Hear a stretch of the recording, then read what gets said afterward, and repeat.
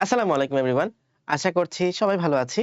আজকে আমরা last of 1.0 এর আরো একটি নতুন ক্লাসে তোমার সবাইকে ওয়েলকাম করছি।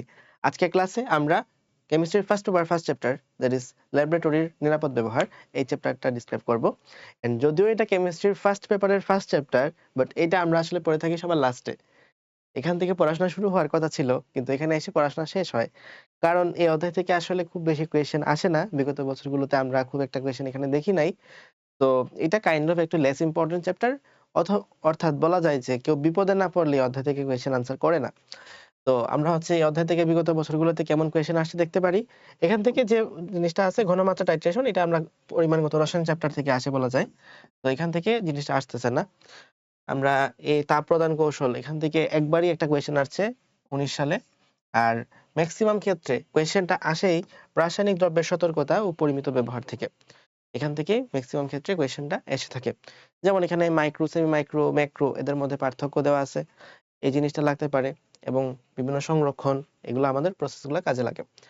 এছাড়া আমরা যদি বলি যে অধ্যায় থেকে আসলে আমরা কখন কোয়েশ্চেন আনসার করতে যাব, এটা তো আগে ফার্স্ট প্রায়োরিটি। লাইক তোমার হয়তো কেমিস্ট্রির মধ্যে 5টা চ্যাপ্টার। সো এখানে ধরলাম 1, 2, 3, 4, 5 এর মধ্যে 8টা কোয়েশ্চেন তোমার আসবে। তো বলা যায় খুব স্বাভাবিকভাবেই অধ্যায় 4 থেকে 2টা আসবে, গুণগত রসায়ন থেকে 2টা আসবে। তো 2, 2 4টা তোমার কিন্তু হয়ে গেছে এখান থেকে। এবং তৃতীয় অধ্যায় থেকে তোমার এখানে 2.5টা কোয়েশ্চেন আসবে।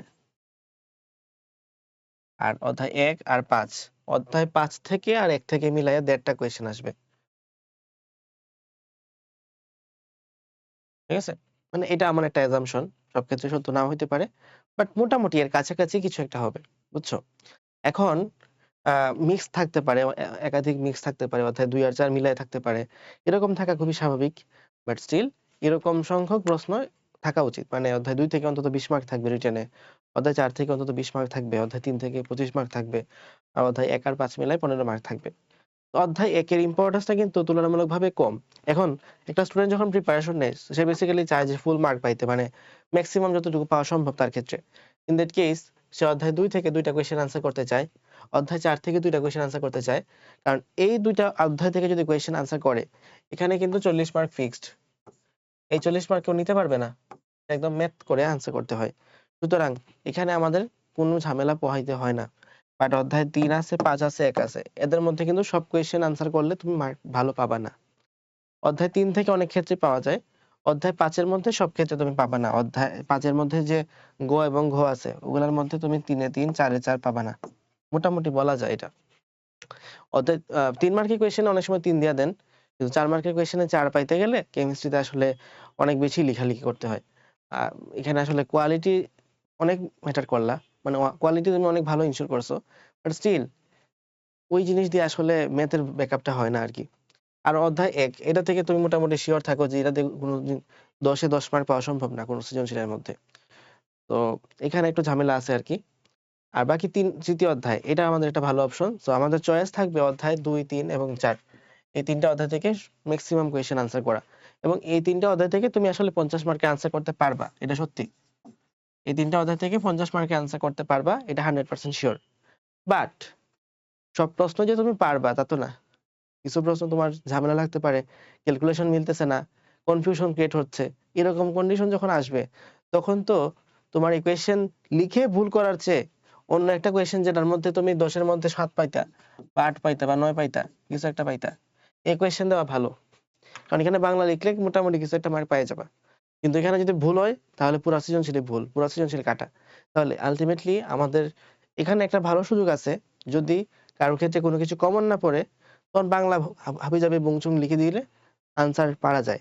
এবং এটার জন্য আসলে খুব একটা এফোর্ট দেওয়া লাগে না এই বুংচুং লেখার জন্য। তুমি হালকা করে একটু হালকার উপর ঝাপসা দিয়ে দেখে গেলেই মোটামুটি আমাদের প্রিপারেশনটা হয়ে যায়। তো সবাই আসলে ওভাবেই প্রিপারেশনটা নেয়। এখন অধ্যায়টা যদি আমরা স্টার্ট করি, অধ্যায়ের একদম শুরুতেই আছে ল্যাবরেটরির মধ্যে কি নিরাপত্তা ব্যবস্থা নেওয়া যায়। ফর এক্সাম্পল প্রথমে আছে এপ্রন।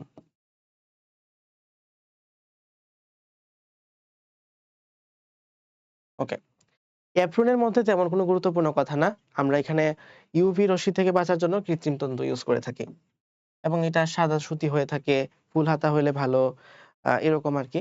তো ইউভি রশ্মি থেকে বাঁচার জন্য আমরা কৃত্রিম তন্তু ইউজ করে থাকি। কার্টুনের মধ্যে।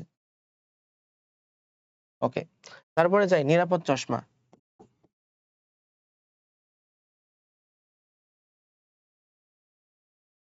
যেসব কেমিক্যাল পদার্থ অনেক বেশি উদ্দায়ী তারা কিন্তু ডিরেক্ট এসে চোখের মধ্যে লেগে যেতে পারে। মানে ধরো এখানে দিলা, তাপ দিলা, এটা হঠাৎ করে উপরে উঠে চলে আসলো, তখন চোখের মধ্যে কিন্তু ইমপ্যাক্ট ফেলতে পারে, ক্ষতি করতে পারে।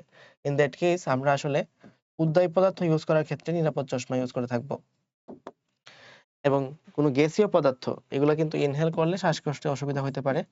তো গ্যাসীয় পদার্থ নিয়ে কাজ করার সময় আমরা মাস্ক ইউজ করব।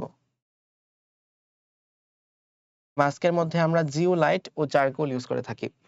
ওকে, মানে এগুলো হচ্ছে আকরিক আর কি। এছাড়া আমাদের একটা গুরুত্বপূর্ণ অংশ সেটা হচ্ছে গ্লাভস। গ্লাভস হচ্ছে স্পর্শ। অ্যাসিড, ক্ষার এসব নিয়ে কাজ করার সময় অথবা স্পর্শ থেকে বাঁচার জন্য কোনো রাসায়নিক পদার্থের স্পর্শ যখন তুমি টাচ করবা তখন হাত দিয়ে টাচ না করে গ্লাভস দিয়ে টাচ করলে হয়তো তোমার মধ্যে হাতের মধ্যে সেই রাসায়নিক পদার্থের ক্ষতিকর ইমপ্যাক্টটা না পড়তে পারে। ইন দ্যাট কেস আমরা আসলে গ্লাভস ইউজ করে থাকি। তো আসলে গ্লাভস সম্পর্কে আমরা একটু ডিটেইলস জেনে নিই। গ্লাভস সম্পর্কে আরো বেশ কয়েকটা গ্লাভস আছে। গ্লাভস বিভিন্ন টাইপের গ্লাভস আছে। For example nitrile gloves. এটা আসলে তোমাদের এমসিকিউর জন্য লাগবে, মানে এটা সৃজনশীলের জন্য না। এন্ড আমিও তোমাদের বলতেছি সব জিনিস আসলে এখানে আমি কভার করতেছি না, কারণ গ্লাভস টপিকটা তুমি সিকিউ থেকে পড়বা, মানে তুমি হচ্ছে বই থেকে রিডিং পড়বা। বই পরীক্ষায় এমসিকিউ আসলে এই অধ্যায় থেকে একটা প্রশ্ন গ্লাভস থেকে আসার সম্ভাবনা বেশ ভালোই। তো বই থেকে রিডিং। আচ্ছা, এখন আসো, এখানে আমরা নাইট্রাইল গ্লাভসের কথা বলতেছিলাম। নাইট্রাইল গ্লাভস,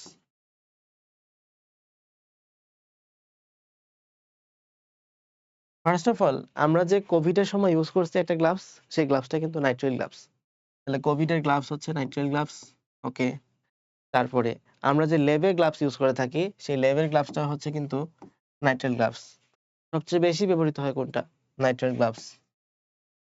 তো নাইট্রাইল গ্লাভস কিন্তু অনেকগুলা সুপারলেটিভ ডিগ্রি আছে এটার মধ্যে, মোটামুটি আমরা দেখলাম। এখন এটা থেকে আসলে অ্যালার্জি সৃষ্টি হয় না, কারণ এই জন্যই অ্যালার্জি সৃষ্টি হয় না দেখে আমরা এটা মুসলিম বিশ্বের বেশিরভাগ মানুষ ইউজ করে থাকে, এবং এটা আসলে ভালোই আর কি। তো নাইট্রাইল গ্লাভস সম্পর্কে আমরা পড়ছি। দেন আসো লেটেক্স, আর একটা আছে জিটেক্স। তো লেটেক্স জিটেক্স দুই বাইরে একসাথে নিয়ে আনি।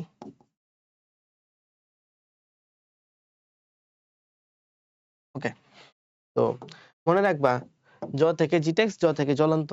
তাহলে জ্বলন্ত বস্তু নিয়ে কাজ করার সময় আমরা ইউজ করে থাকি জিটেক্স গ্লাভস। আর লেটেক্স থেকে মনে রাখবা জ্বালার মধ্যে ল আছে, ল থেকে হচ্ছে লেটেক্স। তাহলে জ্বালার ল, ল থেকে লেটেক্স। আবার অ্যালার্জির মধ্যেও লা আছে, অ্যালার্জির লা, এই লা থেকে লেটেক্স। তাহলে কোন গ্লাভসের কারণে, কোন গ্লাভস ইউজ করার কারণে অ্যালার্জি সৃষ্টি হতে পারে, অ্যালার্জিক রিঅ্যাকশন দেখা যেতে পারে? আনসার হচ্ছে লেটেক্স গ্লাভস। আর জ থেকে জিটেক্স গ্লাভস, তাহলে জিটেক্স গ্লাভস হচ্ছে আমরা জ্বলন্ত বস্তু নিয়ে কাজ করার সময় ইউজ করে থাকি। তাহলে বলো রিরোলিং মিলের ক্ষেত্রে আমরা কোন গ্লাভস ইউজ করে থাকি? রিরোলিং মিলে আমরা জিটেক্স গ্লাভস ইউজ করে থাকি।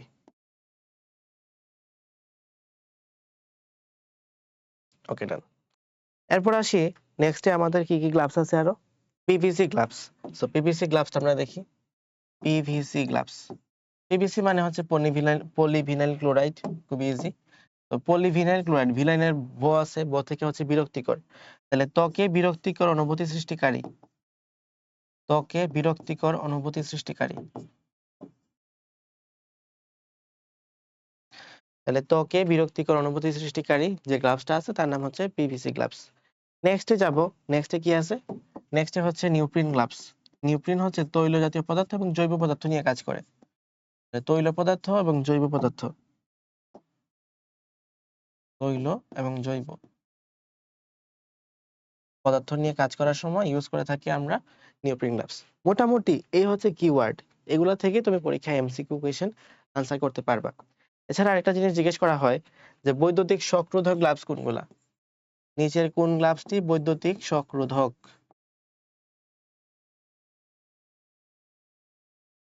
In that case you should answer তিনটা: নাইট্রাইল গ্লাভস, ওকে, তারপরে এখানে আছে আমাদের ল্যাটেক্স গ্লাভস, আর আছে প্রাকৃতিক রাবার গ্লাভস। তাহলে প্রাকৃতিক রাবার,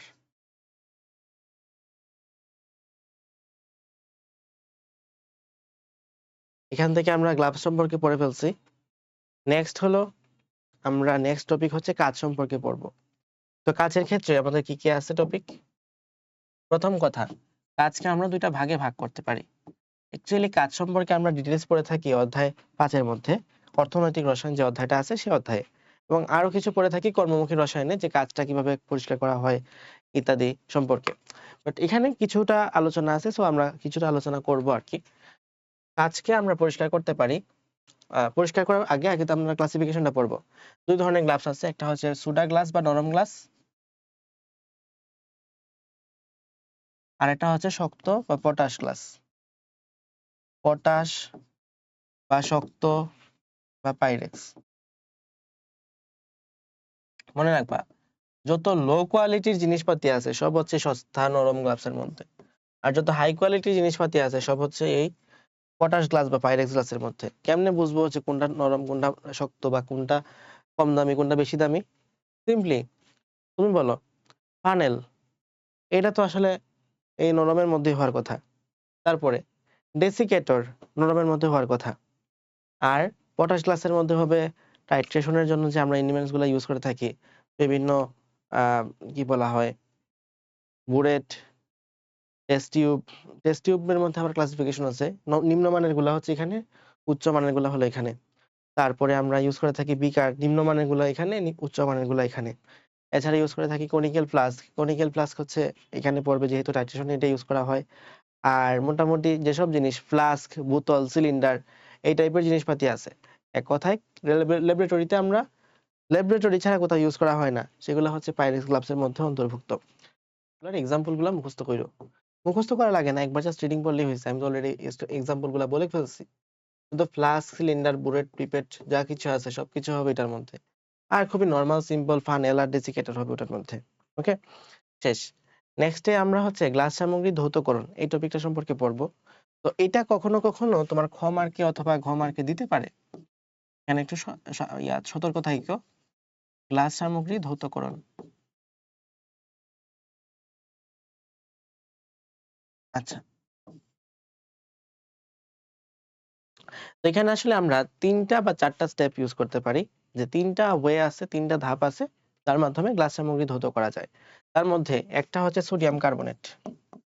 সোডিয়াম কার্বনেট দ্রবণ কত পার্সেন্ট? 10% সোডিয়াম কার্বনেট দ্রবণ, এটা ইউজ করা যেতে পারে। এরপরে নেক্সট হলো, আচ্ছা তো হালকা একটু ঝামেলা হয়ে গেছিল, আমি যখন এখানে একটু হোঁচট খাইছি এটা লেখার সময়, তখন লাইনটা হচ্ছে ডিসকানেক্ট হয়ে গেছিল আর কি। দ্যাটস ওয়াই এখানে রেকর্ডিংটা আসে নাই। তো আমি একটু ওভারভিউ করে দিই কি লিখছি। যে আমরা গ্লাস সামগ্রী ধৌতকরণের ক্ষেত্রে 3 থেকে 4টা স্টেপ ইউজ করতে পারি, 4টা ধাপ হইতে পারে, অথবা 3 থেকে 4টা ওয়ে হইতে পারে। একটা হচ্ছে 10% সোডিয়াম কার্বনেট ইউজ করতে পারি। এছাড়া ডিটারজেন্ট ডেকন 90, এটা ইউজ করা যায়, এবং এখানে সুবিধা হলো এইটা বায়োডিগ্রেডেবল, অর্থাৎ 100% অণুজীব দ্বারা ভাঙনযোগ্য, পচনযোগ্য। থার্ডলি, এটা হচ্ছে মোস্টলি ইউজ করা হয়, এবং এটা হচ্ছে এটার ইম্প্যাক্টটা সবচেয়ে বেশি। ক্রোমিক অ্যাসিড মিশ্রণ, এবং অথবা এটাকে ক্লিনজিং মিক্সচারও বলা হয়। তো এই ক্ষেত্রে আমরা গাঢ় H2SO4 2 মোলার এবং K2Cr2O7 এটাকে একসাথে মিশাই এটা বানাই, সাথে পানি থাকে।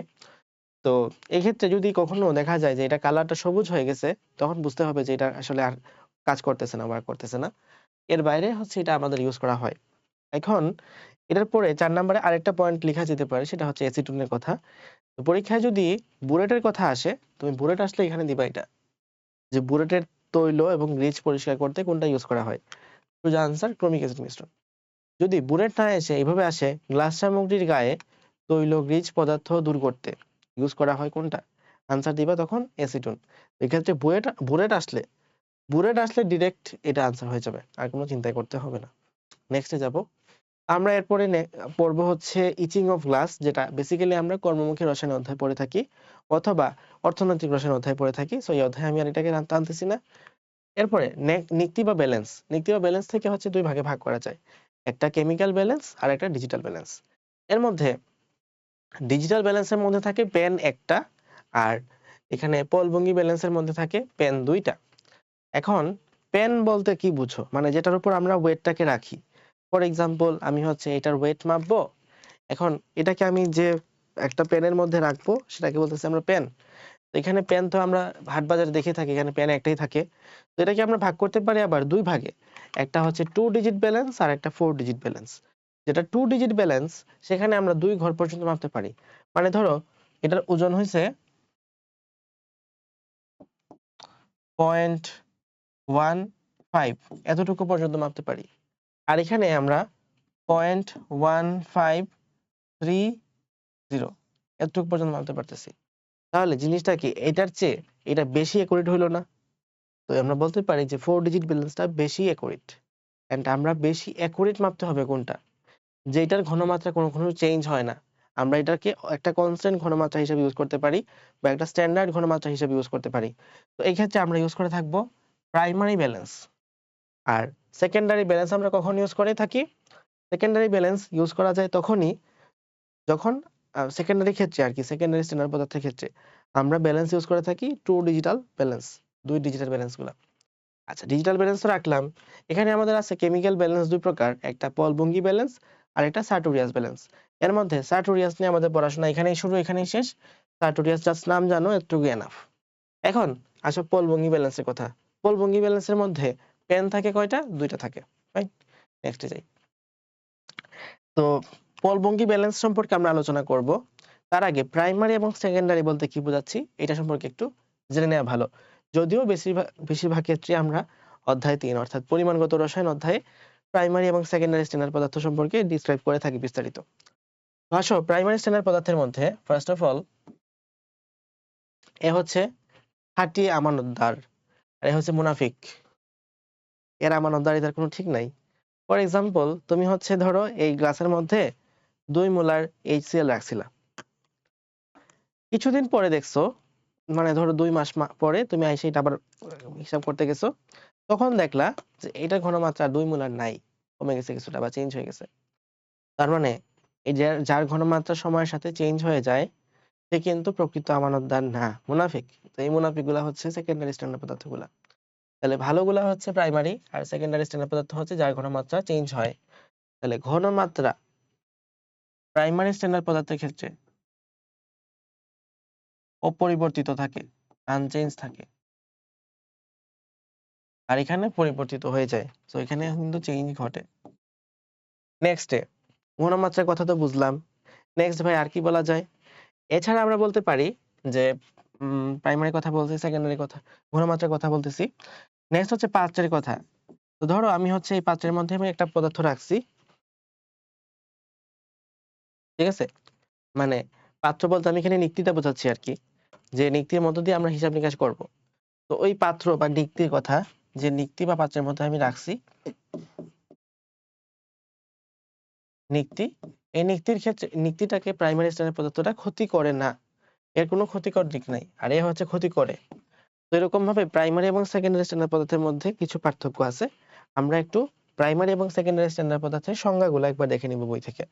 বই থেকে যদি না দেখতে চাও অসুবিধা নাই, আমরা তোমাদেরকে রিভিশন বুক প্রোভাইড করব, সেখানে সংজ্ঞাগুলো সুন্দর মতো সাজানো থাকবে। তো সংজ্ঞা লাগবে এগুলো থেকে, সংজ্ঞা, সংজ্ঞাটা কিন্তু ইম্পর্টেন্ট আছে, পরীক্ষায় আসতেই পারে। নেক্সটে যাব। তো এখানে আমরা এক্সাম্পল গুলো লাগবে। মনে রাখবা প্রাইমারি স্ট্যান্ডার্ড পদার্থগুলোর ক্ষেত্রে অবশ্যই নামের মধ্যে একটা সি থাকবে। সি মানে কার্বন না, সি মানে হচ্ছে অ্যালফাবেট সি। যেমন K2Cr2O7 দেখলেই বোঝা যায় এখানে হচ্ছে সি আছে, সুতরাং এ হবে প্রাইমারি। আর সি নাই মানেই হচ্ছে সেকেন্ডারি, সি থাকা যাবে না এটার মধ্যে। ব্যতিক্রম শুধু আছে একটা, HCl। যদিও বা HCl এর মধ্যে সি আছে, বাট স্টিল এখানে আমরা এটা বলতে পারি যে HCl এর মধ্যে সি থাকলেও যে ব্যতিক্রমী ভাবে সেকেন্ডারি স্ট্যান্ডার্ড পদার্থ। এটা হচ্ছে মনে রাখার একটা ট্রিক্স আর কি। সব ক্ষেত্রে এটা সত্য হবে না। তুমি যদি গুহ স্যারের এক্সাম্পল গুলো কাজে লাগাও বা প্রশ্ন যদি গুহ স্যারের বই থেকে আসে, তখন কিন্তু দেখবা যে আনসার মিলতেছে না। আমরা হাজারী স্যার এবং কবির স্যারের মধ্যে যেসব এক্সাম্পল আছে, সেসব এক্সাম্পলের মধ্যে আমরা একটা অনুসিদ্ধান্ত দাঁড় করাইতে পারি, এরকম একটা ট্রিক্স বা একটা নেমোনিক্স দাঁড় করাইতে পারি যে সি দিয়ে আমরা আনসারগুলো মিলাইতে পারি। পরীক্ষায় আশা করা যায় এগুলোর মধ্যে থেকে আসবে। আর যারা এমনিতে অ্যাডভান্স ভালো পড়াশোনা করছো তারা গুহ স্যারের বইয়ের ইনফরমেশনগুলো একটু দেখে নিও। আচ্ছা, তো আমরা বেসিক্যালি এই ইনফরমেশনগুলো প্রি মেডিকেলে পড়ায় থাকি আর কি। আমরা ইতিমধ্যে এটা সম্পর্কে পড়ে ফেলছি। নেক্সট হচ্ছে পলভঙ্গি ব্যালেন্সের স্ট্রাকচার। পলভঙ্গি ব্যালেন্স যে একটা ম্যানুয়াল ব্যালেন্স, এটা তো আশা করি বুঝছি। পলভঙ্গির সাথে ডিজিটাল ব্যালেন্সের পার্থক্য কি? আমরা বেসিক্যালি অধ্যায়ে পলভঙ্গির সাথে ডিজিটাল ব্যালেন্সের একটা পার্থক্যের বক্স পড়ি। যেমন এটা হচ্ছে আমাদের ম্যানুয়াল, এটা হচ্ছে ডিজিটাল। এর জন্য কারেন্ট লাগে না, মানে বৈদ্যুতের প্রয়োজন হয় না, এর জন্য ইলেকট্রিসিটির প্রয়োজন হয়। পলভঙ্গি ব্যালেন্সের ক্ষেত্রে আমরা যথেষ্ট পরিমাণে নিখুঁত বের করতে পারি না, বাট ডিজিটাল ব্যালেন্স আমরা একদম হুবহু অ্যাপ্রোপ্রিয়েটটা, একদম অ্যাকুরেটটা বের করতে পারি। এখানে আমাদের ইরর হওয়ার চান্স বেশি, এখানে আমাদের ইরর হওয়ার চান্স অনেক অনেক কম বা নেই বললেই চলে। তো আলটিমেটলি পলভঙ্গি এবং ডিজিটাল ব্যালেন্সের মধ্যে একটা তুলনামূলক পার্থক্য আমরা ডিসক্রাইব করলাম। নেক্সটে যাই, পলভঙ্গি ব্যালেন্সের স্ট্রাকচার। এটা মনে রাখার ট্রিক্স হচ্ছে ব্যস্ত রাইডার। আমরা আসলে এই জিনিসগুলা বেসিক্যালি পড়ে থাকি প্রি মেডিকেলের মধ্যে বা মেডিকেল কোর্সের মধ্যে আর কি। তোমরা চাইলে অ্যাডমিট হতে পারো। তো ব্যস্তর মধ্যে আছে বেদি, স্তম্ভ, ত থেকে তুলাদণ্ড, আর রাইডার থেকে রাইডার। তো এই পার্টগুলো সম্পর্কে আর কি জানতে হবে। পার্টগুলো সম্পর্কে, পার্টগুলোর নাম জানছো, এটাই আসলে অনেক কিছু। এর পাশাপাশি কোনটা কি পদার্থ নিয়ে তৈরি, কে কোন পদার্থ নিয়ে তৈরি, এটা জাস্ট জানতে পারলে আমাদের জন্য অনেক কিছু। যেমন বেদি, এইটা তৈরি হলো আমাদের কি নিয়ে? গ্রানাইট নিয়ে, গ্রানাইট পাথর দ্বারা তৈরি, গ্রানাইট। আচ্ছা, এরপর আছে আমাদের স্তম্ভ। স্তম্ভটা ব্রাশ দিয়ে তৈরি। কিসের ব্রাশ ভাই? ওই যে পিতলের ব্রাশ আছে না, পিতলের ব্রাশ। পিতল হচ্ছে একটা কি বলা যায়, আকরিক বলবো না, সংকর ধাতু। তো এখন এটার যে ব্রাশ আছে, ব্রাশ সংকর, ব্রাশ আর ব্রোঞ্জ দুইটা সংকর হইতে পারে। তুলাদণ্ডটা হচ্ছে অ্যালুমিনিয়াম বা পিতল দ্বারা তৈরি, অ্যালুমিনিয়াম বা পিতল। আর এদিকে আছে আমাদের রাইডার। রাইডারটা হচ্ছে প্লাটিনাম অথবা অ্যালুমিনিয়াম দ্বারা তৈরি। এখন এই রাইডারের মধ্যে আবার বুঝছো, রাইডার ধ্রুবকও থাকে। রাইডার ধ্রুবক সংক্রান্ত কিছু ম্যাথ আছে, কিছু না, ওই একটা ম্যাথই আছে আর কি। এটা হচ্ছে 2m/100 সূত্র। দেওয়া হয় যে রাইডারের ভর যদি 10 হয়, 10 গ্রাম হইতে পারে, মিলিগ্রাম হইতে পারে, যে কোনো কিছু একটা দিবে। দেওয়ার পরে জিজ্ঞেস করবে যে রাইডার ধ্রুবকের ভ্যালু কত, তো আনসার হবে এটা। এখানে এম দ্বারা আমরা কি বুঝাইতেছি? এম দ্বারা হচ্ছে রাইডার ধ্রুবক। এই অধ্যায়ে ম্যাথ একটাই আছে, এই হচ্ছে একটা ম্যাথ। এটা আসলে ম্যাথের মধ্যে ফালাইলে ম্যাথের অপমান করা হবে। এটা এমসিকিউ জাস্ট। রাইডার ধ্রুবক, সরি, এটা হচ্ছে রাইডারের ভর, সূত্রটা হয়েছে রাইডার ধ্রুবকের।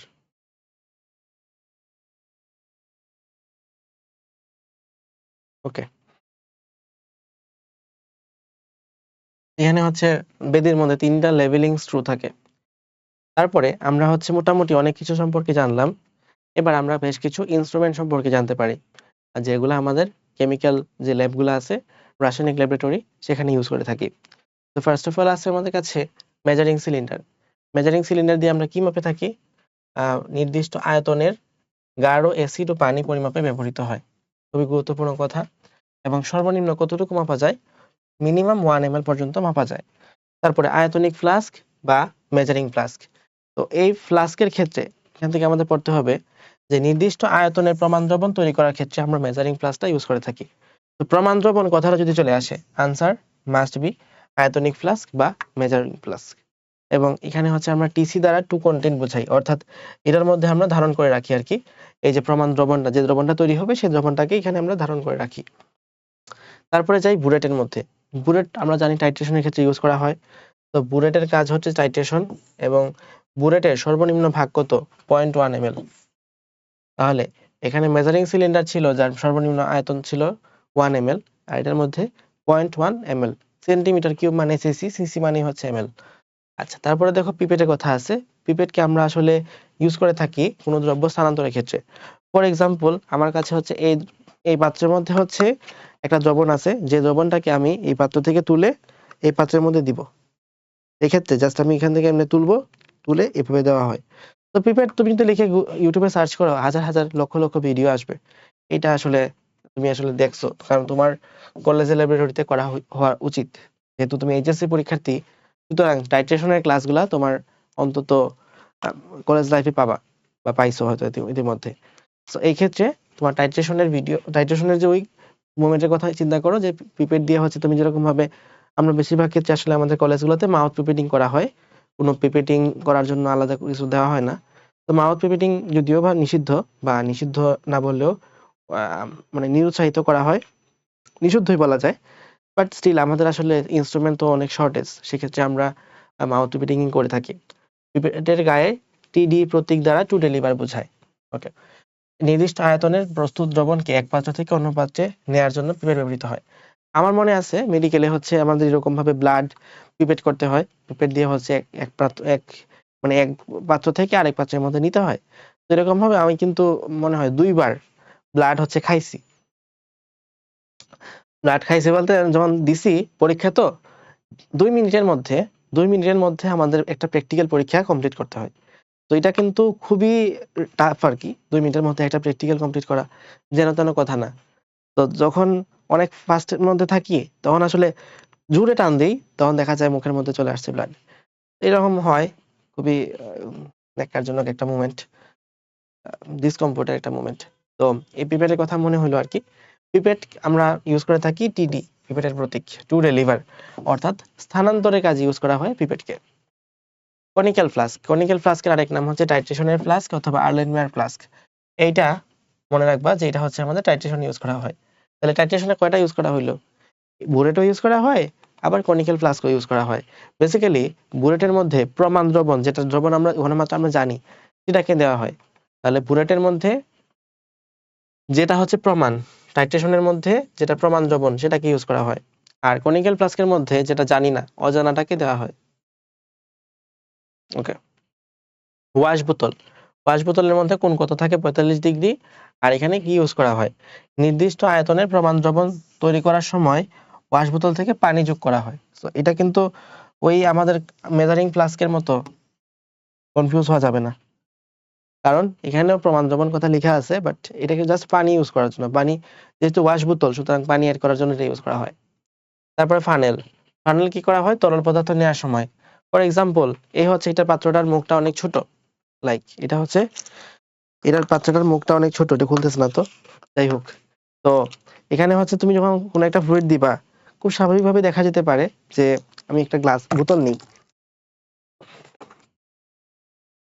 তো এখানে হচ্ছে ধরো এটা হচ্ছে বোতল, তো বোতলের মধ্যে তুমি যদি পানি ঢালতে চাও, খুবই স্বাভাবিকভাবেই আশেপাশে কিন্তু পড়ে যাওয়ার কথা।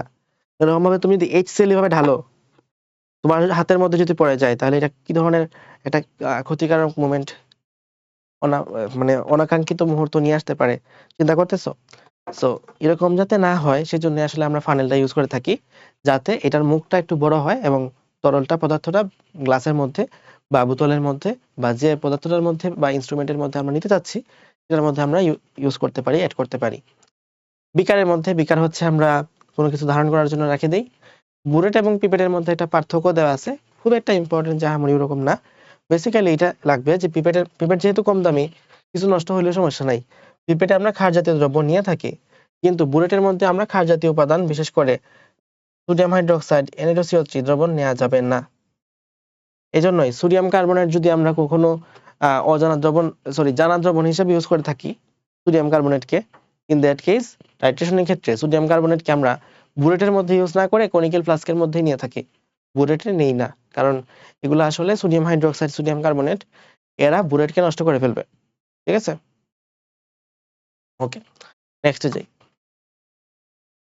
স্পিরিট ল্যাম্প, তো স্পিরিট ল্যাম্প সম্পর্কে আমরা পড়াশোনা করতে পারি, কারণ আমাদের আহ, আলোচনাটা আস্তে আস্তে আগাচ্ছে। রাসায়নিক ল্যাবরেটরিতে আমরা যন্ত্রপাতি ইউজ করা শিখে ফেলছি, এবার হচ্ছে আমরা তাপ দিব। তাপ দেওয়ার ক্ষেত্রে আমরা বুনসেন বার্নার ইউজ করে থাকি এবং স্পিরিট ল্যাম্প ইউজ করে থাকি। এর মধ্যে স্পিরিট ল্যাম্পটা দেখতে পারো, স্পিরিট ল্যাম্প এটা হচ্ছে আমি গুহ স্যারের বই থেকে একটা স্ক্রিনশট তুলছি, যে এটা হচ্ছে স্পিরিট ল্যাম্পটা যথেষ্ট সাশ্রয়ী, স্থানান্তরযোগ্য এবং শিখার তাপ কম পরিমাণে লাগে, আর তাপমাত্রা হচ্ছে 480 ডিগ্রি সেলসিয়াস তৈরি করে। স্পিরিট ল্যাম্পের ক্ষেত্রে আমাদের জ্বালানি কোনটা, এটা হচ্ছে ইম্পর্টেন্ট। বাকি সবকিছু রেখে দিলেও স্পিরিট ল্যাম্পের জ্বালানিটা মাস্ট। তো স্পিরিট ল্যাম্পের জ্বালানি হিসেবে কে কাজ করে?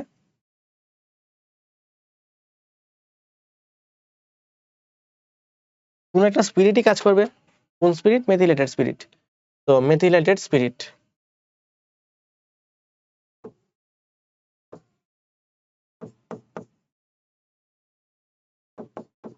ওকে। তো মেথিলেটেড স্পিরিট যদি হয়ে থাকে, ইন দ্যাট কেস এখানে মেথিলেটেড স্পিরিটটা কি নিয়ে গঠিত? রেকটিফাইড স্পিরিট প্লাস মিথানল, তাই তো? তাহলে 5% methanol, methanol plus 95% rectified spirit, rectified spirit. এই 95% রেকটিফাইড স্পিরিট এটাকে যদি তুমি আমার ভাঙো, এটার মধ্যে থাকবে 95.6% ইথানল আর 4.4% পানি। সুতরাং বুঝতে পারতেছি যে স্পিরিট ল্যাম্পের জ্বালানি সম্পর্কে আমাদের একটা নলেজ জানা লাগবে, এবং পরীক্ষায় কিন্তু এটা বেশি আসে। বাকি জিনিসপাতি একটু ডিপ থেকে আসে, বাট এটা হচ্ছে খুবই সুপারফিশিয়াল একটা জিনিস। আচ্ছা, আমরা এটা পড়ে ফেলছি। এই যে এমসিকিউ গুলো আনসার দিও, আমরা নেক্সট পেজে যেতে পারি। পানি সক্রিয় রাসায়নিক পদার্থ নামে একটা টার্ম আছে, এটা আমরা একটু দেখে নিও আর কি। আমার কাছে মনে হয়েছে যে এটা বইয়ের মধ্যে ইদানিং বেশি দিচ্ছে, টিচারের নজর আকর্ষণ করতে পারে। এখানে কিছু এক্সাম্পল দেওয়া আছে, এক্সাম্পল গুলো একবার দেখো। মানে বেসিক্যালি ক্ষার এবং ক্ষার ধাতুর যে হাইড্রাইড, এগুলাই হচ্ছে আমাদের পানি সক্রিয় পদার্থ। তো আমরা ইতিমধ্যে স্পিরিট ল্যাম্প সম্পর্কে পড়ে ফেলছি। এখন আমরা বুনসেন বার্নার সম্পর্কে কিছু আইডিয়া নিব। তো বুনসেন বার্নার, এখান থেকে পরীক্ষায় অনুজ্জ্বল শিখা, উজ্জ্বল শিখা এই জিনিসগুলো পরীক্ষায় এসে থাকে। আমি একটু বইয়ের পেজের মধ্যে চলে যাই।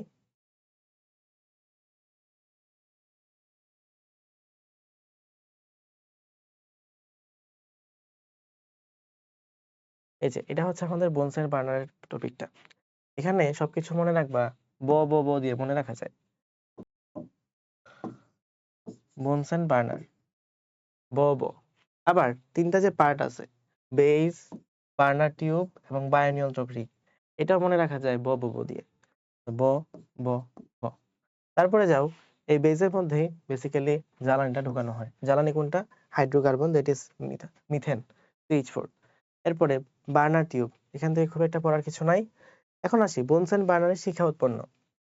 বুনসেন বার্নারের শিখা উৎপন্নের ক্ষেত্রে শিখাটা দুই ধরনের উৎপন্ন হয়, একটা অনুজ্জ্বল শিখা আর একটা উজ্জ্বল শিখা। অনুজ্জ্বল শিখার মধ্যে আমরা বেসিক্যালি পরীক্ষাগারে এই অনুজ্জ্বল শিখাটা ইউজ করে থাকি, উজ্জ্বল শিখা ইউজ করা হয় না। কেন ভাই? কারণ হচ্ছে অনুজ্জ্বল শিখা থেকে কোনো ধরনের শীষকালি তৈরি হয় না, কোনো শীষকালি তৈরি হয় না। ওকে, কোনো শীষকালি তৈরি হয় না। কিন্তু উজ্জ্বল শিখার মধ্যে, এই যে উজ্জ্বল শিখার মধ্যে শীষকালি তৈরি হয়। এখানে পরের লাইনে আছে, পরীক্ষাগারে উজ্জ্বল শিখা ইউজ করা হয় না, কারণ এখানে শীষকালি তৈরি করে। তো এই জারণ শিখা, আমাদের উজ্জ্বল শিখা এবং অনুজ্জ্বল শিখা দুইটার পার্থক্য আমাদের একটু জানতে হবে। শীষকালি কোথায় তৈরি হয়, ল্যাবরেটরিতে কোনটা ইউজ করা হয়। এছাড়া আমরা যদি জারণ শিখা এবং বিজারণ শিখার মধ্যে দেখি, এখান থেকে জারণ শিখা, এটা তাপমাত্রাটা লাগবে পরীক্ষার জন্য 1570°C। আর এদিকে আমাদের ছিল অন্তঃস্থ বিজারণ মণ্ডল, বহিঃস্থ জারণ মণ্ডল। পরীক্ষায় এটাই আছে যে অন্তঃস্থ কি অন্তঃস্থ যে মণ্ডলটা আছে সেটা কি জারণ নাকি বিজারণ। অবি দিয়ে মনে রাখা যায়, অবি। অন্তঃস্থ যদি বিজারণ হয় তাহলে বহিঃস্থ হবে জারণ। আমরা মোটামুটি বুনসেন বার্নার সম্পর্কে একটু জানতে পারছি। এরপরে আমাদের তাপ দেয়া, এই টপিকটা সম্পর্কে পরীক্ষা আসে। তো ল্যাবরেটরিতে বিভিন্ন যন্ত্রপাতিকে তাপ দেওয়ার কৌশল, এইটা আমরা আসলে এমসিকিউ হিসেবে পড়ি। একবারই একটা পরীক্ষায়, একবার একটা বোর্ড পরীক্ষায় আমাদের 19 সালে বোর্ড পরীক্ষার মধ্যে বিভিন্ন যন্ত্রপাতিকে তাপ দেওয়ার কৌশলটা সিকিউতে আসছিল, 3 মার্কের বা 4 মার্কের কোয়েশ্চেন হিসেবে আসছিল। তো এটা হচ্ছে একবার জাস্ট পড়ে নিতে পারো। আমরা পরীক্ষায় ওরকম ভাবে আনসার করি না, কারণ এটা আসলে আসলে পরীক্ষার জন্য তুমি লিখলেও খুব ভালো মার্ক ক্যারি করতে পারবে না। তো টেস্ট টিউবের মধ্যে তাপ দেওয়ার কৌশল কি? এখানে 45° কোণে রাখতে হয়, এবং কোনো কোনো ক্ষেত্রে টেস্ট টিউবের নিচের মধ্যে তাপ দিতে হয়, কখনো কখনো টেস্ট টিউবের উপরের অংশের মধ্যে তাপ দিতে হয়। তো এটা আর কি ডিফাইন করতে হবে যে কোথার মধ্যে দিতে হবে। আর বিকার ও কনিক্যাল ফ্লাস্কের মধ্যে তাপ দেওয়ার কৌশল, এটা ইম্পর্টেন্ট তেমন কিছু না। পোর্সেলিন বাটি উত্তপ্তকরণ, এটার ইউজটা লাগবে পরীক্ষার জন্য। যে কোনো দ্রবণকে গাঢ়ীকরণের ক্ষেত্রে অ্যাকুয়ারেজিয়া বা রাজ অম্ল ইউজ করার ক্ষেত্রে বস্তুর দ্রবণ তৈরি করতে ইউজ করা হয়। পরীক্ষার জন্য রাজ অম্ল এই টপিকটা ইম্পর্টেন্ট, যে রাজ অম্ল রাজ অম্ল কি নিয়ে গঠিত হয়? 1 মোল HNO3 এবং 3 মোল HCl। মনে রাখবা এটার 3 হচ্ছে HNO3 সংকেতের মধ্যে 3 চলে গেছে, আর যার 3 সামনে চলে আসছে। তো 1 মোল HNO3 এবং 3 মোল HCl নিয়ে আমাদের গঠিত হয় এই যে রাজ অম্লটা। তাহলে এটা একটু লাগবে আর কি। আর ওয়াটার বাথ এবং বালি বাথের কথা আমি আসতেছি। এখান থেকে আমরা পরবর্তী স্লাইডে যাই।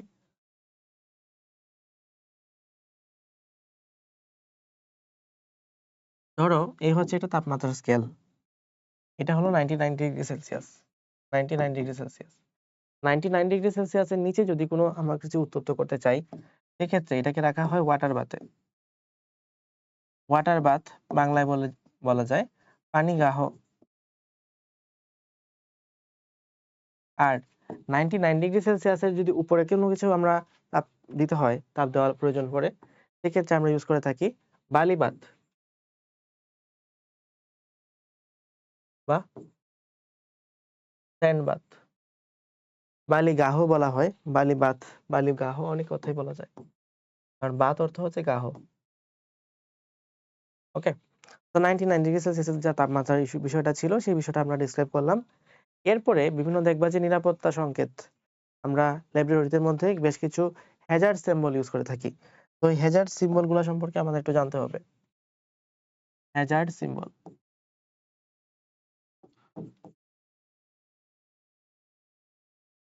কথা হচ্ছে আন্তর্জাতিকভাবে 10টা হ্যাজার্ড সিম্বল আছে। এই 10টা হ্যাজার্ড সিম্বল কে দিছে? GSH, globally harmonised system. 1992 সালে একটা মিটিং বা কনফারেন্সের মাধ্যমে 10টা আন্তর্জাতিকভাবে ইউজ করার জন্য রাসায়নিক হ্যাজার্ড সিম্বল দেয়া প্রকাশ করেছে। এই হ্যাজার্ড সিম্বল সম্পর্কে আমাদের জানতে হবে এবং এগুলোর ক্ষেত্রে বেসিক্যালি এক্সাম্পলটা মনে রাখাটাই মেইন টার্গেট। তো আমরা একটু বই থেকে দেখে নিই। ক্ষয়কারী পদার্থ মনে রাখবা, যত অ্যাসিড আছে যত ক্ষার আছে সবগুলোই হচ্ছে ক্ষয়কারী পদার্থ। তাহলে সি ফর কোরোসিভ, এবং যত অ্যাসিড এবং ক্ষার আছে সবাই হলো ক্ষয়কারী পদার্থ। ফাইন। তারপরে যাই জারক পদার্থের মধ্যে অক্সিডাইজিং। এখান থেকে পড়বা যে KMnO4, K2Cr2O7, ক্লোরিন, এগুলো আমরা তৃতীয় অধ্যায়ে জারকের যে একটা লিস্ট ছিল, ওই জারকের লিস্টের মধ্যে ছিল না? ইয়েস। তাহলে যদি রিলেট করতে পারো তো তোমার জন্য বিষয়টা সহজ হয়ে যাবে। তো তৃতীয় অধ্যায় থেকে যা যা এক্সাম্পল পড়ছিলা সেগুলোই হচ্ছে এটার এক্সাম্পল। আই থিংক বুঝতে পারছো। নেক্সটে আগাই। এখানে আসো, পরিবেশের জন্য ক্ষতিকারক কি কি উপাদান আছে, যেমন NH3 gas, chlorine gas, terpene তেল, কীটনাশক, লিনডেন আমরা বুঝতে পারি। তো আমি হচ্ছে 4টা দাগায় রাখলাম, এই 4টা তোমাকে মুখস্থ রাখতে হবে। এটা মুখস্থ রাখলে বাকিগুলো আমরা একটু ভালো ডিল করতে পারবো আর কি। নেক্সটে যাই। বিস্ফোরকের মধ্যে, বিস্ফোরক থেকে দেখো আমরা ক্লাস 9-10 এর বইয়ের মধ্যে ফার্স্ট চ্যাপ্টারে একটা চার্ট ছিল, সেই চার্টের মধ্যে জৈব পারক্সাইড, TNT, NH4NO3 এগুলোর কথাই লেখা ছিল, এন্ড এখানেও এই একই জিনিস লেখা আছে। তো আমরা হচ্ছে এখান থেকে বিস্ফোরকের এক্সাম্পল গুলা 9-10 এর বইয়ে যে ছিল ওখান থেকে মনে রাখার চেষ্টা করতে পারলে জিনিসটা খুব একটা পেঁচাবে না, আমরা মনে রাখতে পারবো বা ডিস্টিংগুইশ করে মনে রাখতে পারবো। এরপর আসি দাহ্য পদার্থের মধ্যে। দাহ্য পদার্থ আছে এখানে দুই ধরনের, একটা দাহ্য পদার্থ শুধু, যেটাকে আমরা F দ্বারা প্রকাশ করে থাকি, আর আরেকটা হচ্ছে মারাত্মক দাহ্য পদার্থ, যেটাকে আমরা F+ দ্বারা প্রকাশ করে থাকি। তো এখানে মারাত্মক দাহ্য পদার্থ যেটা, এটা মনে রাখার ট্রিক্স হচ্ছে ডাল, D for diethyl ether, A for acetylene, A for aerosol এবং L ফর LPG/CNG। তাহলে ডাল দিয়ে মনে রাখা গেল মারাত্মক দাহ্য পদার্থগুলা শেষ। এরপরে যাই দাহ্য পদার্থগুলা, এই যে এতগুলা এক্সাম্পল মনে রাখা খুবই সহজ। তো সুজা আপু, সুজা, সু থেকে হচ্ছে সোডিয়াম এবং সোডিয়াম হাইড্রাইড, যা থেকে হচ্ছে জিঙ্ক পাউডার, আ থেকে অ্যারোসল এবং পু থেকে পেট্রোলিয়াম, বাকি থাকলো লিথিয়াম অ্যালুমিনিয়াম হাইড্রাইড, এ হচ্ছে সোডিয়াম হাইড্রাইডের বন্ধু। তো এই হচ্ছে সোজা আপু দিয়ে আমরা মনে রাখতে পারি আমাদের দাহ্য পদার্থ এক্সাম্পল গুলা।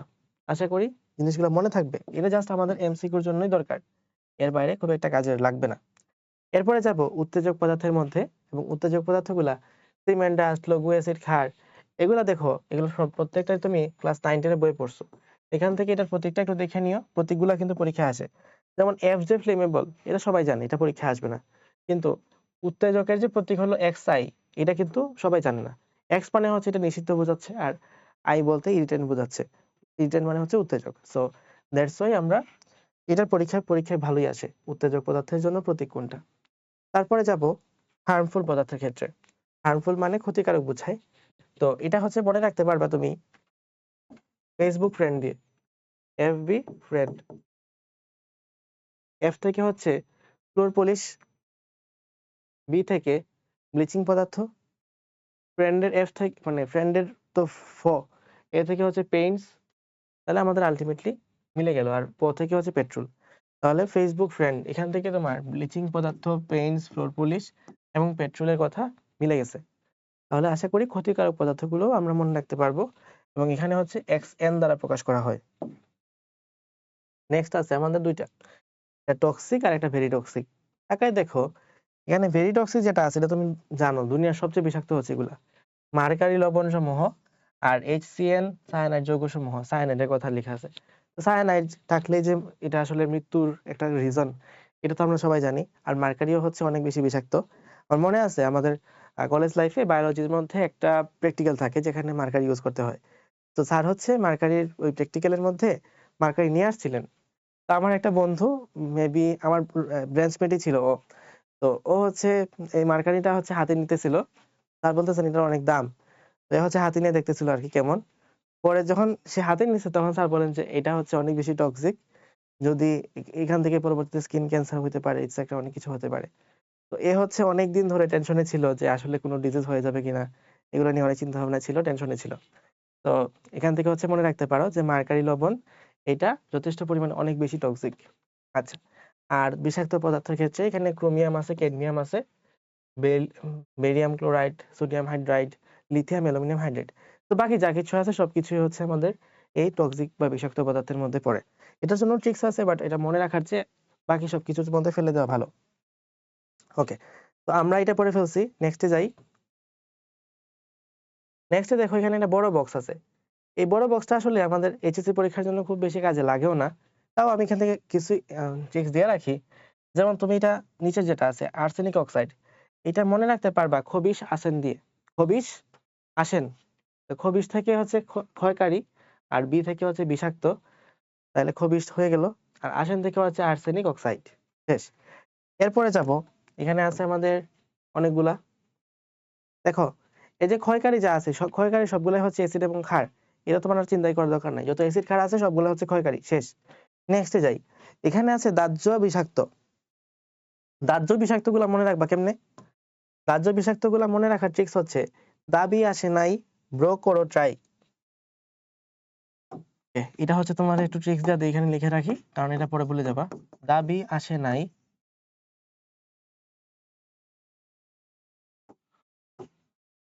ব্রো করো ট্রাই।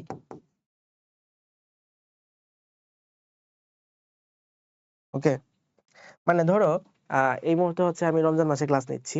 তো রমজানের 15 তারিখের পরে আমরা ঈদের ভ্যাকেশনে যাব, মানে ছুটিতে যাব আর কি। এটা হচ্ছে আমরা স্টুডেন্টরা হচ্ছে ছুটিতে যাব, কিন্তু কলেজ অথরিটি হচ্ছে আমাদের 25 তারিখ থেকে দিবে। এখন যারা হচ্ছে ক্লাস মনিটর বা যারা হলো টিচারদের সাথে ডিলিং করে বিষয়টা, তো তারা হচ্ছে টিচারের সাথে কথাবার্তা বলছে বা আমরা বলছি। তো বলার পরে আমরা হচ্ছে 15 তারিখের কথাটা বলছি, বাট টিচাররা কিন্তু মানেন নাই। তো এখন যদি না মানেন তখন কি করবে? আমাদের যারা মানে ফ্রেন্ড সার্কেল আছে বা আমরা যারা স্টুডেন্ট আছি, স্টুডেন্টরা সবাই, যে ক্যাপ্টেন বা যে হচ্ছে মনিটর, তাকে সবাই মানে সিআর বলা হয় আর কি। তো ওই সিআর কে সবাই হচ্ছে গিয়ে বলবে যে ভাই দাবি কিন্তু এখনো মিটে মিটে নাই, দাবি এখনো ফুলফিল হয় নাই, আরো ট্রাই করতে থাকো, দাবি আসে নাই, ব্রো করো ট্রাই। আচ্ছা, তো এখান থেকে তুমি কেমনে মনে রাখতে পারবা? এখান থেকে হচ্ছে তুমি মনে রাখতে পারবা, দেখো দাবি থেকে হচ্ছে দাহ্য বিষাক্ত, মিললো? দাহ্য বিষাক্ত। আসে থেকে হচ্ছে এসি টু, আসে থেকে কোনটা? এসিটো নাইট্রাইল। তারপর নাই থেকে কোনটা? নাইট্রোঅ্যানিলিন। ব্রো থেকে ব্রোমিন, করো থেকে ক্লোরোফেনল, ট্রাই থেকে ট্রাইক্লোরোমিথেন। আমাদের কিন্তু দাহ্য বিষাক্ত সবগুলো এক্সাম্পল মনে রাখা হয়ে গেল। ওকে, তাহলে নেক্সটে যাই আমরা। এরপরে এখানে দেখো আরো উপরে আরো বেশ কয়েকটা আছে, যে দাহ্য এবং ক্ষতিকর। এটা তুমি মনে রাখতে পারবা দক্ষ বেটা ইথানল থেকে। দক্ষ বেটা ইথানল। রাজশাহীর মানুষের একটা অভ্যাস আছে যে তারা হচ্ছে মানে ধরো ছেলের বয়সী যে কোনো কাউকে বেটা বলে। জিনিসটা শুনতে ভালোই লাগে। তো কেউ যদি একটু না জানে যে বেটা রাজশাহীতে কমনলি ইউজ করা হয়, কেউ হয়তো ফার্স্ট টাইম শুনলে ইরিটেট ফিল করতে পারে। দক্ষ বেটা ইথানল, এখান থেকে দক্ষ থেকে কি দাহ্য এবং ক্ষতিকর, আর বেটা ফর বেনজিন এবং টলুইন, আর আছে হচ্ছে ইথানল। তাহলে দাহ্য এবং ক্ষতিকর বেনজিন, টলুইন এবং ইথানল, এই হচ্ছে আমরা তিনটা এক্সাম্পল মনে রাখতে পারি। তো আমাদের কিন্তু মোটামুটি এখান থেকে দেখো সবগুলো বক্সই পড়া হয়ে গেছে। এমএসডিএস এর ফুল মিনিংটা পড়ে নিও। এমএসডিএস বলতে বোঝায় ম্যাটেরিয়াল সেফটি ডাটা শিট। ওকে, MSDS material safety data sheet. ওকে, তো এখান থেকে অনেকে আছে যারা ক্লাসের মধ্যে ক্লাস না করে জাস্ট পিডিএফ দেখতে আসছে, তাদের উদ্দেশ্যে লিখে রাখি যে ক্লাসটা কর, কারণ ট্রিক্সগুলো আসলে ক্লাসের মধ্যে দিছি। ওকে, নেক্সটে যাই। এখানে হচ্ছে আমাদের একটা বড় বক্স আছে, এই বক্সটা আমাদের বেশ ভালোই কাজে লাগে, কারণ এটা থেকে পরীক্ষা আসে। মানে আগের বক্স থেকে পরীক্ষা অত বেশি কোয়েশ্চেন আসে না, যদিও বক্সটা অনেক বড় ছিল, বাট এই বক্স থেকে পরীক্ষা অনেক ভালোই প্রশ্ন আসে। যেমন এখানে হচ্ছে ক্লোরোফর্মের কথা আছে, কার্বন টেট্রাক্লোরাইডের কথা আছে, এই সাইডগুলো হচ্ছে ক্ষতিকর, আর এগুলা হচ্ছে আমরা এর পরিবর্তে বিকল্প হিসেবে কি ইউজ করতে পারি, বিকল্পকে। তো বিকল্পগুলা আমরা এখান থেকে পড়তে পারি। তো এখানে দেখো ক্লোরোফর্মের কথা আছে, ক্লোরোফর্ম এবং কার্বন টেট্রাক্লোরাইড দুইটাই হচ্ছে আমাদের এলিফেটিক যৌগ, ঠিক আছে।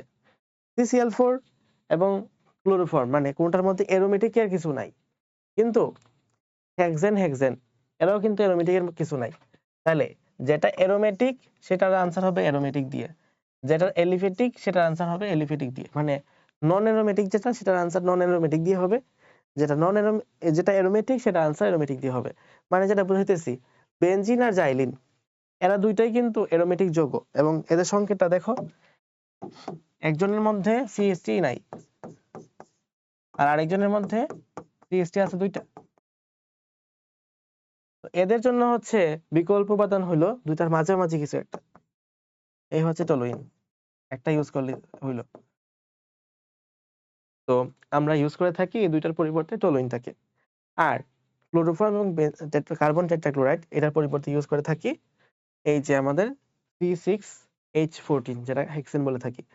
আর আসো বিউটানল 2, 2 নাম্বার জিনিস থেকে অলওয়েজ 1 নাম্বার জিনিসগুলো ভালো হয়, দ্যাটস ওয়াই বিউটানল 2 ইউজ না করে আমরা বিউটানল 1 ইউজ করে থাকি।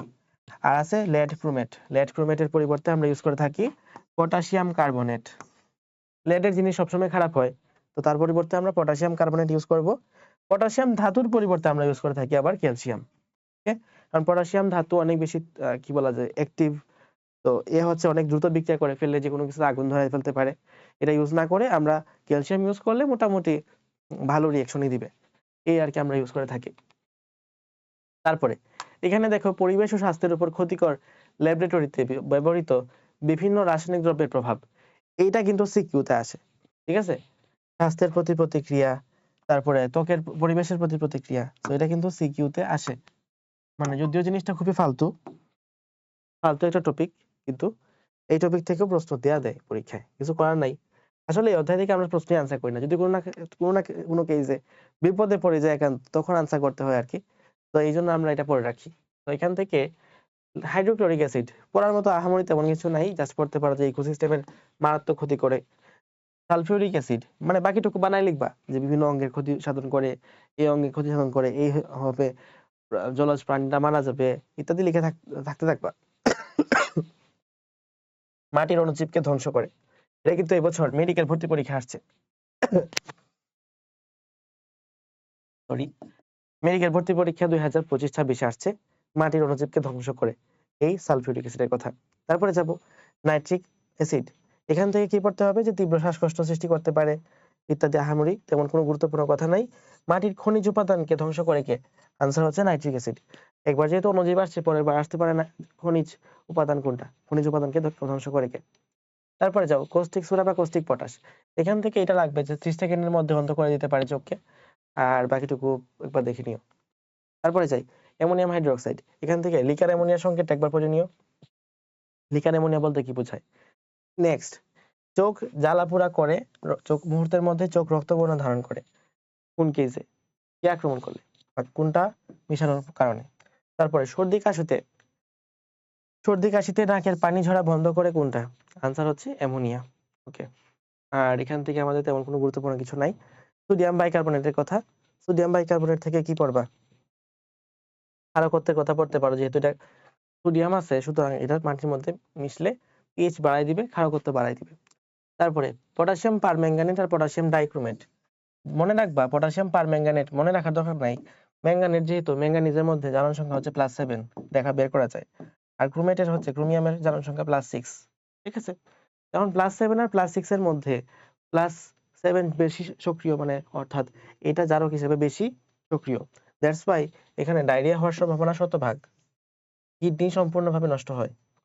আর এই ক্ষেত্রে ডায়রিয়া হওয়ার সম্ভাবনা কম, তাহলে ডায়রিয়া হওয়ার সম্ভাবনা থাকে, অর্থাৎ একটার মধ্যে হলো কনফার্ম হবেই, কনফার্ম জান্নাতি, এখানে হচ্ছে সম্ভাবনা 100% থাকে। আর কিডনি সম্পূর্ণভাবে নষ্ট হয় কিসে, এটার মধ্যেই, কিন্তু এটার মধ্যে সম্পূর্ণভাবে বা নিশ্চয়তা দিয়ে কিছু বলে না, হইতে পারে। পটাশিয়াম ফেরোসায়ানেট, পটাশিয়ামের যত যৌগ আছে সবগুলো থেকে ডায়রিয়া হয় শেষ পর্যন্ত, পটাশিয়ামের সাথে ডায়রিয়ার একটা সম্পর্ক আছে, দেখতে দেখতে পারতেছি আমরা। এছাড়া এখান থেকে এটা পড়তে পারো যে পটাশিয়াম ফেরোসায়ানেট মাটি এবং পানি উভয়কেই মারাত্মকভাবে দূষিত করে থাকে। আর ডিওর পরিমাণ হ্রাস করে কোনটা, পটাশিয়ামের যৌগগুলা ডিওর পরিমাণ হ্রাস করে, ডিওর পরিমাণ হ্রাস করে দেয়। তারপরে পটাশিয়াম আয়োডাইড, পটাশিয়াম আয়োডাইডের কারণে রক্ত শূন্যতা হয়, ইম্পর্টেন্ট আছে, দেখো। হাইড্রোজেন পারঅক্সাইড, এখান থেকে লাগবে না কিছু। ক্লোরোফর্ম থেকে কিডনি আর ক্যান্সার, না এখান থেকে কিছু নাই। এটা হচ্ছে সিএনএস এর ক্ষতি করে, কেন্দ্রীয় স্নায়ুতন্ত্রে মারাত্মক ক্ষতি সাধন করে থাকে। ডিও বিওডি সিওডি এর ভারসাম্য বিনষ্ট হয়। তারপরে ফরমালিন, ফরমালিন হচ্ছে কিডনি এবং ক্যান্সারের জন্য দায়ী, মানে কিডনির রোগ এবং ক্যান্সারের রোগ সৃষ্টি করতে পারে। আর প্রোপানন, এখান থেকে পড়বা ডিও কে কমায় দেয়। এই তো মোটামুটি আমাদের এই প্রশ্নগুলা যদি শিখা হয়ে থাকে বা এই লাইনগুলো সম্পর্কে আমাদের আইডিয়া থাকে, আশা করা যায় এইচএসসি পরীক্ষার জন্য আমরা ভালো একটা প্রিপারেশন নিতে পারবো। তো ম্যাক্রো বিশ্লেষণ, সেমি মাইক্রো বিশ্লেষণ বা মাইক্রো বিশ্লেষণ, এগুলোর মধ্যে আসলে পার্থক্যটা কি আর আমরা এগুলা কেন পড়তেছি। ফার্স্ট অফ অল, এখানে যে আমরা ভরগুলা নিয়ে থাকি, এই ভরগুলা হচ্ছে 0.5, মানে এই রেঞ্জটা কি এখানে পড়তে হবে। আর যে আয়তনের মধ্যে নিয়ে থাকি সেই আয়তনগুলোর রেঞ্জ হচ্ছে এরকম। রেঞ্জগুলো দেখো তুমি একটু তাকাইয়া, ম্যাক্রোর ক্ষেত্রে 0.5 থেকে 2, সেমি মাইক্রোর ক্ষেত্রে 0.05 থেকে 0.2, তার মানে কি 0.1 ঘর বেড়ে গেছে। মাইক্রোর ক্ষেত্রে 5 মিলিগ্রাম, 5 মিলিগ্রাম মানে কি 0.005 থেকে 0.002 গ্রাম, অর্থাৎ জাস্ট আরো একটা দশমিকের পরে আরো একটা ঘর বেড়ে গেছে। দ্যাট মিনস এটা কিন্তু জিনিসটা একই রকম স্ট্যান্ডার্ডে আছে, জাস্ট একটু একটু করে ক্ষুদ্র ক্ষুদ্র একটা পরিমাপ নিতেছে। অর্থাৎ ম্যাক্রো বিশ্লেষণে তুলনামূলকভাবে একটু বড় ভরের পরিমাপ নেওয়া হয়, বড় ভরের স্যাম্পল নেওয়া হয়। মাইক্রোর ক্ষেত্রে সবচেয়ে ক্ষুদ্র ভরের স্যাম্পল নেওয়া হয়। আয়তনের ক্ষেত্রেও সেম, এখানে 20 থেকে 30 ml এককে, আর এখানে হচ্ছে 2 থেকে 4 ml এককে, আর এটা হলো 0.2 থেকে 1 ml এককে। তো এই যে আমাদের আয়তন নিচ্ছি বা ভর নিচ্ছি, এটা আসলে কি নিচ্ছি, স্যাম্পল নিচ্ছি। তো যেহেতু আমরা মাইক্রো বিশ্লেষণের মধ্যে স্যাম্পলটা খুবই মিনিমাম অ্যামাউন্টে নিচ্ছি, সবচেয়ে মিনিমাম অ্যামাউন্টে নিচ্ছি, আর ম্যাক্রোর মধ্যে সবচেয়ে ম্যাক্সিমাম অ্যামাউন্টে নিচ্ছি, সুতরাং আমরা বলতে পারি কোনটা পরিবেশ বান্ধব, এইটা পরিবেশ বান্ধব, কারণ এখান থেকে কোনো ধরনের অপচয় হওয়া সম্ভব না, যেটা লাগতেছে আমরা সেটা নিতে পারতেছি, পরিবেশ বান্ধব। কিন্তু এটা পরিবেশ বান্ধব না, এটাকে আমরা পরিবেশ বান্ধব বলতে পারি। এখান থেকে অপচয় হয়, যেহেতু আমরা একটা মোটামুটি বেশি পরিমাণে নিচ্ছি, তো এখানে একটা অপচয় হতে পারে। এছাড়া আরো অনেক কিছু জিজ্ঞেস করতে পারে, কোনটা হচ্ছে বেশি সাইন্টিফিক, কোনটা বেশি আধুনিক, অনেক কিছু জিজ্ঞেস করবে। সব ক্ষেত্রে মনে রাখবা যে মাইক্রো হচ্ছে 1 নাম্বার বেস্ট, এখানে তিনটার মধ্যে বেস্ট হচ্ছে মাইক্রো। তারপরে মাইক্রো যদি অপশনে না থাকে তখন অপশন হবে সেমি মাইক্রো, সেমি মাইক্রো যদি না থাকে তাহলে ম্যাক্রো হচ্ছে সবচেয়ে খারাপ, এ হচ্ছে ওর্স্ট, এ হচ্ছে বেস্ট মাইক্রোটা, আর ম্যাক্রো হচ্ছে ওর্স্ট। ঠিক আছে, তো এখান থেকে পার্থক্য দিতে পারে, তুমি বানায় না লিখে দিবা, আশা করি মিলে যাবে। তো এরপরে যাব আমরা এখান থেকে পরীক্ষাগারে বর্জ্য পদার্থ অপসারণ ব্যবস্থাপনা। আচ্ছা, একটু আগে যেটা বলতেছিলাম, এটা কিন্তু পরীক্ষায় সিকিউ হিসেবে আসতে পারে। পরীক্ষায় যখন সিকিউ হিসেবে আসবে, জাস্ট এই লাইন লিখে তো হবে না, সেক্ষেত্রে একটু বর্ণনাগুলো লিখে দিবা যে আমরা হচ্ছে এটার মধ্যে এই সবচেয়ে নিখুঁতভাবে ইউজ করতে পারি, সবচেয়ে বেশি পরিবেশ বান্ধব কোনটা, সবচেয়ে কম সময় লাগে কোনটাতে, এরকম ভাবে যখন বলে দিবা মোটামুটি কয়েকটা লাইন বেড়ে যাবে এই আর কি।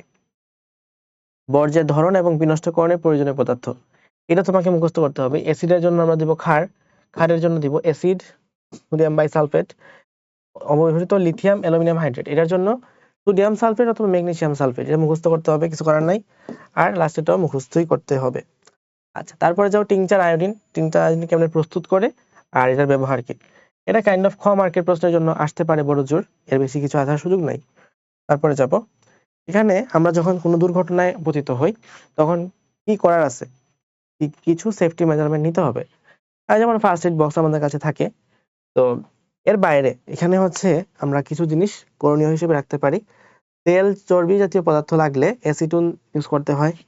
ওকে, ক্ষতিকর ব্যাকটেরিয়া বা অণুজীব ধ্বংস করার জন্য ইথানল ইউজ করা হয়। বুরেটের কথা বলছিলাম আগে অধ্যায় শুরুতে, তো বুরেটের জন্য আমরা ক্রোমিক অ্যাসিড মিক্সচার ইউজ করে থাকি। স্বর্ণালঙ্কারের জারণ প্রক্রিয়ায় রাজঅম্ল ইউজ করা হয়, এটা অধ্যায় 3 মধ্যে আছে, রাসায়নিক পরিমাণগত রসায়নের মধ্যে। ময়লা দূর করার জন্য হাইড্রোফ্লোরিক অ্যাসিড, এবং পেটের ভিতর ক্ষার পরিষ্কার করার জন্য, ক্ষার পরিষ্কার করতে গেলে কি লাগবে, ভিনেগার। কারণ তুমি তো অ্যাসিড খাইতে পারবা না, তুমি কি এইচসিএল মুখ দিয়ে খাইয়ে দিবা? যদি এখানে ক্ষার প্রবেশ করছে, তুমি তো মুখ দিয়ে এইচসিএল খাইতে পারবা না। সুতরাং এমন কোন একটা অ্যাসিডে নিতে হবে যে অ্যাসিডটা তুমি খাইতে পারবা। এখানে ভক্ষণযোগ্য বা খাওয়ার মতো অ্যাসিড হচ্ছে ভিনেগার। ভিনেগার কি, CH3COH। ওকে, পেটের ভিতর অ্যাসিড প্রবেশ করলে কি দিব, 5% সাবান দ্রবণ এবং 2% সোডিয়াম বাইকার্বনেট। চোখে ক্ষার বা অ্যাসিড লাগলে, যদি ক্ষার লাগে তাহলে অ্যাসিড দিব, অ্যাসিড লাগলে ক্ষার দিব। যেমন 5% সোডিয়াম বাইকার্বনেট অথবা 5% বোরিক অ্যাসিড। সোডিয়াম বাইকার্বনেট কথাটা একটু মাথায় রাখো, এটা কিন্তু সোডিয়াম কার্বনেট না। পরীক্ষায় সোডিয়াম কার্বনেট অপশনে দিবে, সোডিয়াম বাইকার্বনেট অপশনে দিবে, তখন যাতে ঝামেলাটা না হয়। তারপরে যাই, ত্বকে ক্ষার লাগলে এখানে আমরা দিব 5% ইথানোয়িক অ্যাসিড। ওকে, তারপরে হাতে অ্যাসিড লাগলে তখন দিব 5% সোডিয়াম বাইকার্বনেট। প্রাথমিক চিকিৎসায় অ্যাসিডের উত্তম প্রতিষেধক হচ্ছে 5% সোডিয়াম বাইকার্বনেট, আর ক্ষার এর উত্তম প্রতিষেধক হচ্ছে 7% H3BO3 অর্থাৎ বোরিক অ্যাসিড। তো আশা করি কোন দুর্ঘটনায় কি ব্যবস্থা নিতে হবে এই সম্পর্কে আমাদের আইডিয়াটা ক্লিয়ার হয়েছে। নেক্সট হচ্ছে আমরা কিছু এমসিকিউ সলভ করে নেই। বৈদ্যুতিক শক বা ক্ষত সৃষ্টি থেকে সুরক্ষার জন্য কোন গ্লাভস ইউজ করা হয়? এখানে আমরা ইউজ করে থাকি, এখানে হচ্ছে আমাদের ল্যাটেক্স হবে। নেক্সটে যাব, ল্যাবরেটরিতে ক্যালাসিত লবণ আর্দ্রতা মুক্ত করতে ব্যবহৃত হয় কোনটা? ডেসিকেটর। ক্যালাসিত লবণ আর্দ্রতা মুক্ত করার ক্ষেত্রে আমরা ডেসিকেটর ইউজ করে থাকি। নেক্সট, ক্রোমিক অ্যাসিডের সাহায্যে কাচপাত্র পরিষ্কার করার সময় কোন বিক্রিয়া ঘটে থাকে? জারণ বিক্রিয়া ঘটে থাকে। ওকে, নেক্সট হচ্ছে আমরা পলভঙ্গি ব্যালেন্সের মাঝখানে শূন্য দাগ, সর্বডানে 50, রাইডার ওজন 5 মিলিগ্রাম, রাইডার ধ্রুবকের মান কত? ওকে, এটা একটা ভালো প্রশ্ন দেওয়া হয়েছে। পলভঙ্গি ব্যালেন্সের মাঝখানে হলো শূন্য দাগ এবং এক সাইডে হচ্ছে 50, তার মানে আরেক সাইডেও 50 আছে। আচ্ছা, এবার জিজ্ঞেস করছে যে রাইডার ওজন 5 মিলিগ্রাম, তো এক্ষেত্রে আমরা আনসার আসলে কত দিব? 2 mg বাই 100 দিতে বলছিলাম আমরা। 2 mg তখনই দেওয়া যায় যখন এক সাইডে 0 আছে আর এক সাইডে 100 আছে। আর এখানে যেহেতু এক সাইডে 50 থাকে, সুতরাং এখানে 2টা দেওয়া যাবে না, 2টা না দিয়ে হিসাব করতে হবে। অর্থাৎ m হচ্ছে এখানে 5, আর m তো আমরা দিছিলাম, g ফর এখানে আমরা গ্রাম হিসেবে রাখছি, এটা কিন্তু একক সূত্র না। তাহলে 5 ইন্টু 2, নিচে হল 5 ইন্টু 5 ইন্টু 5, 5 নিচে হচ্ছে 100, এখানে 2 তো ছিল, তো 2m, আমি যদি সূত্রটা আবার লিখি, এ হচ্ছে এখানে পলভঙ্গি ব্যালেন্সের মাঝখানে শূন্য দাগ, সর্বডানে 50, রাইডার ওজন 5, রাইডার ধ্রুবকের মান কত? সূত্র হচ্ছে 2m বাই 100। এখান থেকে 2m এর জায়গায় দিলা তুমি 5 আর 100 নিচে বসাইলা, তো কত হলো আলটিমেটলি 0.1 মিলিগ্রাম। এখন জিজ্ঞেস করছে কত গ্রাম, দ্যাট মিন্স এই 0.1 মিলিগ্রামকে তোমার এখন গ্রামে কনভার্ট করতে হবে। তো দ্যাটস ওয়াই তুমি এটাকে আরো গ্রামে কনভার্ট করো 0.0001। শেষ। এরপরে যাই, পলভঙ্গি ব্যালেন্সের ক্ষেত্রে 10 মিলিগ্রাম ওজনের রাইডার ব্যবহার করা হলে রাইডার ধ্রুবকের মান কত? 2m by 100। 2m এর ভ্যালু কত হবে? 10 হবে, নিচে হলো 100। তাহলে 10 দুগুণে 20, তাহলে 100/20 এখানে হচ্ছে আমাদের কত হবে 0.2 এটা হচ্ছে এত গ্রাম মিলিগ্রাম এত মিলিগ্রাম আমার কিন্তু 0.2 বসানোর মতো অপশন নাই দ্যাট মিন্স এখানে যেটা চাইছে সেটা হচ্ছে গ্রাম এককে চাইছে তাহলে গ্রাম এককে আমি যদি নিতে চাই 0.2 এখান থেকে নিতে হবে কি 0.0002 আলটিমেটলি आंसर হবে সি ওকে মিলিগ্রাম থেকে গ্রামে নিছি বলভঙ্গি ব্যালেন্সের জন্য না কোনটা পেয়ার পয়েন্টার রাইডার এজ এ প্লেট এখান থেকে आंसर হবে পয়েন্টার নেক্সট ব্যবহারিক ক্ষেত্রে বিষাক্ত বেনজিনের পরিবর্তে কোনটা ইউজ করা হয় বেনজিনের পরিবর্তে ইউজ করা হয় টলুইন বেনজিন জাইলেন দুইটার পরিবর্তে আলটিমেটলি ইউজ করা হয় টলুইন ওকে নেক্সট হচ্ছে ল্যাবরেটরি নিরাপত্তা সামগ্রী কোনটি রেইনকোট তো আর ইউজ করা হয় না রেইনকোট দিয়ে কি করবো ল্যাবরেটরির মধ্যে তারপরে নিচের কোন কাজটি রসায়ন ল্যাবরেটরিতে করা যাবে না খাওয়া পান করা শ্বাস নেওয়া শ্বাস তো তোমার নিতেই হবে শ্বাস না নিয়ে তো বাঁচতে পারবে না খাওয়া দাওয়া করা যাবে না তাহলে आंसर হবে 1-2 নেক্সট হচ্ছে পরিবেশ বান্ধব পদ্ধতি কোনটা ম্যাক্রো বাদে বাকি দুইটা তার মানে आंसर হবে 2-3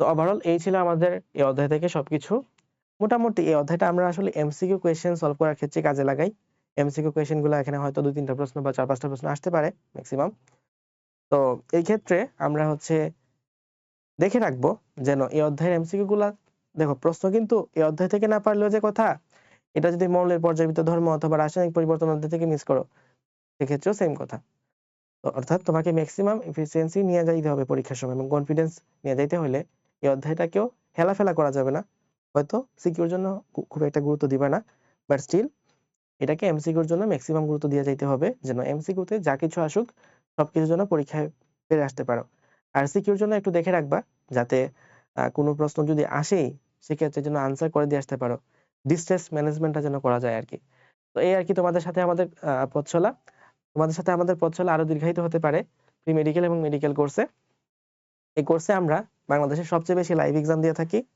এবং তোমরা আমাদের সাথে কানেক্টেড থাকতে পারবে জুমের মাধ্যমে দ্যাট মিন্স ফেসবুকের কোনো ডিস্ট্রাকশন তোমার কাছে কাজে লাগবে না কোনো অসুবিধা করবে না এবং জুমের মাধ্যমে যেহেতু কানেক্টেড